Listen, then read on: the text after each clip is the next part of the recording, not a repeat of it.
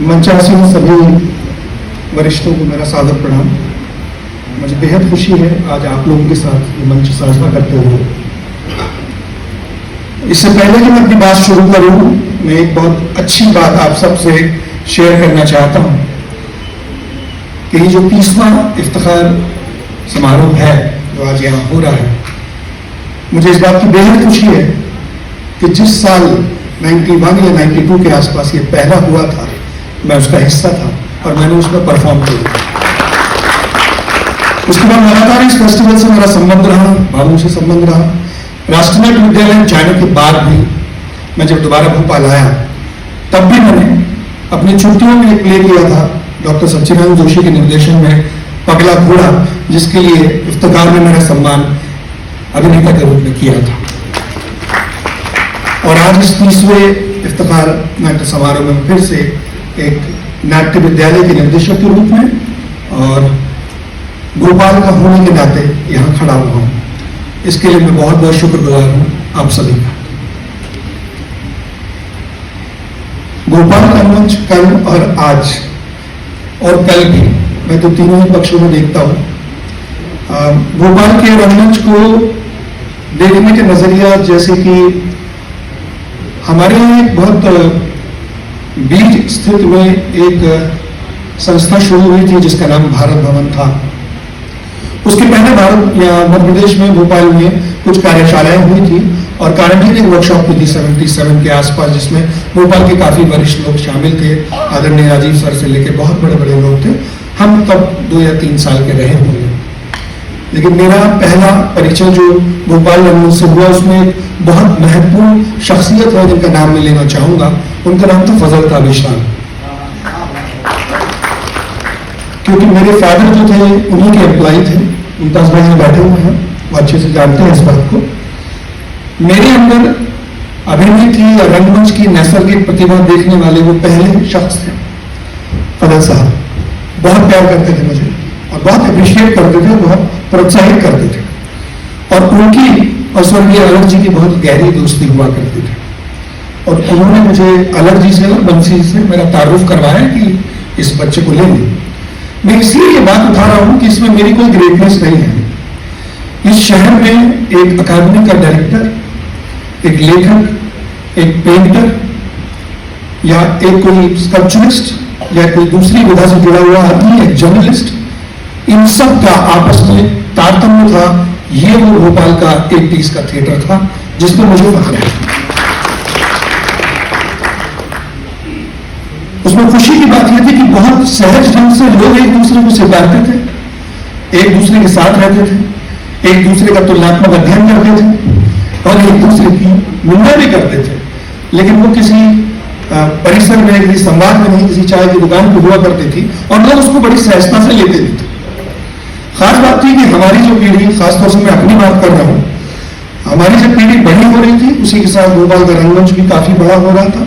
भारत गौड़ अपने ढंग से काम कर रहा था और एक बहुत महत्वपूर्ण शख्सियत इस शहर में और आई थी ग्वालियर से, जो थोड़ा पहले आ गई थी। वो थे हमारे स्वर्गीय प्रभात गांगुली जी, जिसका इस भोपाल के थिएटर में बहुत बड़ा योगदान है। क्योंकि ऐसा शायद कोई अभिनेता ही होगा जो उस समय उनके साथ काम ना किया हो, वो जरूर किया होगा।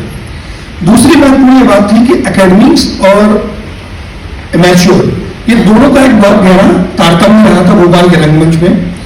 आपको शायद याद नहीं होगा कि मैंने पहला जो काम किया था वो उर्दू अकेडमी के ड्रामा फेस्टिवल में किया था, जो फजल साहब ने शुरू किया था। और वो एक अनूठी पहल थी कि कोई अकेडमी अपने यहाँ एक प्ले कर रही है और वर्कशॉप कर रही है, जिसको अक्सर अलग जी या सचिन तिवारी जी से लोग आया करते थे और वो प्ले हुआ करते थे। तब मुझे इसका ज्ञान नहीं था कि ये स्ट्रक्चरली कैसा है, पर एक परंपरा थी, लोग उसमें इंटरेस्ट लेते थे। तो मुझे अब जो समझ में आता है, ऑब्जर्वेशन के तौर पर, वो ये आता है कि शायद थिएटर से जुड़ने का जो मूल बीज है, जिसको हम सब महसूस करते हैं, जिसको मामू प्रोत्साहन के तौर पर महसूस करते हैं या मैं अभिनय के तौर पर महसूस करता हूँ, लिखने वाला लिखने के तौर पर महसूस करता है, वो जो बीज है वो बीज पेड़ के रूप में बढ़ते बढ़ते 90s तक आया। और वो बीज ही था जो शायद लोगों को एक दूसरे से तारतम्य बनाता रहा।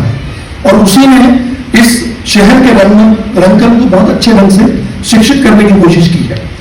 और वो बीज बहुत सहज था, उसमें बहुत सहजता से लोग एक दूसरे को स्वीकार करते थे। और खासतौर से ये दूसरी चीज आई नहीं थी तो मनोरंजन में सबसे एक लेखक, एक पेंटर या एक कोई स्कल्पचरिस्ट या कोई दूसरी विधा से जुड़ा हुआ आदमी, एक जर्नलिस्ट, इन सब का आपस में तारतम्य था। ये वो भोपाल का 80s का थिएटर था जिस पर मुझे फख्र है। उसमें खुशी की बात यह थी कि बहुत सहज ढंग से लोग एक दूसरे को स्वीकारते थे, एक दूसरे के साथ रहते थे, एक दूसरे का तुलनात्मक अध्ययन करते थे और एक दूसरे की निंदा भी। बात थी कि हमारी जो पीढ़ी, खासतौर से मैं अपनी बात कर रहा हूँ, हमारी जो पीढ़ी बड़ी हो रही थी उसी के साथ भोपाल का रंगमंच भी काफ़ी बड़ा हो रहा था। भारत भवन अपने ढंग से काम कर रहा था और एक बहुत महत्वपूर्ण शख्सियत इस शहर में और आई थी ग्वालियर से, जो थोड़ा पहले ही आ गई थी। वो थे हमारे स्वर्गीय प्रभात गांगुली जी, जिसका इस भोपाल के थिएटर में बहुत बड़ा योगदान है, क्योंकि ऐसा शायद कोई अभिनेता ही होगा जो उस समय उनके साथ काम ना किया हो। वो ज़रूर किया होता। और वो एक अनूठी पहल थी कि कोई अकेडमी अपने यहाँ एक प्ले कर रही है और वर्कशॉप कर रही है, जिसको अक्सर अलग जी या सचिन तिवारी जी से लोग आया करते थे और वो प्ले हुआ करते थे। तब हमें इसका ज्ञान नहीं था कि ये स्ट्रक्चरली कैसा है, पर हाँ एक परंपरा थी और लोग उसमें इंटरेस्ट लेते थे। तो मुझे अब जो समझ में आता है ऑब्जर्वेशन के तौर पर, वो ये आता है कि शायद थिएटर से जुड़ने का जो मूल बीज है, जिसको हम सब महसूस करते हैं, जिसको मामू प्रोत्साहन के तौर पर महसूस करते हैं, और वो बीज ही था जो शायद लोगों को एक दूसरे से तारतम्य बनाता रहा। और उसी ने इस शहर के रंगकर्म को बहुत अच्छे ढंग से शिक्षित करने की कोशिश की है। और जो पॉइंट था वो यही था कि लोग ज़्यादा इंटरेक्ट करें, और उसमें खास बात ये थी कि हम थिएटर में और अभिनय में और रंगमंच में हम सब इसलिए आते हैं कि हमारे मन के कोर में एक बात होती है कि हमारे अंदर की जो सहज इंसान है, जो मासूम, लोगों के साथ शेयर कर सके। मूलतः रंगमंच में आप सबके आने का कारण यही होता है, क्योंकि शायद हम खुद को ढूंढने की महसूस होता है जब मैं थिएटर करता हूँ। और ये कोई भी हो, लेखक हो, निर्देशक हो, वो सब अपनी ज़िंदगी के मायने ढूंढते हैं। वो मायने उस जैविकता में रहते हैं, शायद इसीलिए हम लोग थिएटर करते हैं। फर्गी बंसी जी, मैं उनके साथ भी काम करता रहा। एक और ख़ास बात थी, मैं इसलिए ये नाम सारे लेना चाह रहा हूँ, स्वर्गीय के.जी. चच्चा। मैंने अपनी ज़िंदगी में उनके साथ कभी कोई प्ले नहीं किया, लेकिन मेरा संबंध उनसे हमेशा कि मैं क्या कर रहा हूँ और कैसे कर रहा हूँ, ये एक बहुत बड़ा फ़र्क था। ये भोपाल का थिएटर था 80s, और हमें गाइड करने के लिए हम चूँकि प्रोफेसर कॉलोनी में रहते थे, तो प्रोफेसर कॉलोनी जो जगह थी उसमें सब आर्टिस्ट, पेंटर, राइटर। मैं दिल्ली जल्दी जाता हूँ, या दिल्ली से या जो बड़े महानिदेशक जितने भी हैं, जिन लोगों के साथ भी मैंने काम किया है, चाहे वो बजाज साहब हो या भानु सर हो या स्वर्गीय मोहन भारती जी हो, जितने भी लोग हैं, उनकी एक बात मुझे हमेशा सुनाई देती थी कि भोपाल की जो ऑडियंस है वो बहुत सहृदय है। भोपाल का जो दर्शक वर्ग है वो तो रसिक है। और करें शायद मामू हमारे ऐसे हैं जो कुछ सहजता को बचाए रखने की कोशिश कर रहे हैं, और इसीलिए वो इतने बेतकल्लुफ़ होकर किसी को कुछ भी कह देते हैं। वो अधिकार उनको दिया गया है, और वो अधिकार उनको इसलिए दिया है क्योंकि उनके अंदर भी एक जैविक चेंज करने की गुंजाइश हमेशा रहती है। तो थैंक यू मामू for doing this for a long time. मैं बहुत फ़ख्र महसूस करता हूँ आप पे, और मुझे बहुत फ़ख्र होता है कि मैं आपको जानता हूँ और आपसे जुड़ा हूँ। चीज़ें बदलती हैं, समय बदलता है, बहुत कुछ होता है। 2000 के बाद मैं तो यहाँ चूँकि नहीं था, लेकिन मैं सुनता रहता था, एक विभाजन की प्रक्रिया शुरू हुई। एक अजीब सा विभाजन हुआ जो बहुत असहज था। हम एक दूसरे से बात नहीं करते। मैं पिछले 1 साल से MPSC के डायरेक्टर बनने के बाद ये महसूस कर रहा हूँ कि लोग मुझसे उस सहजता से नहीं मिलते जैसे पहले मिलते थे। मेरे दोस्त नहीं बचे हैं। ये स्थिति है कि मेरे को ये समझ नहीं आता कि शाम को मैं किसी प्ले पे किससे बात करूं। ये इस चीज़ की कमी भोपाल शहर में बहुत महसूस होती है।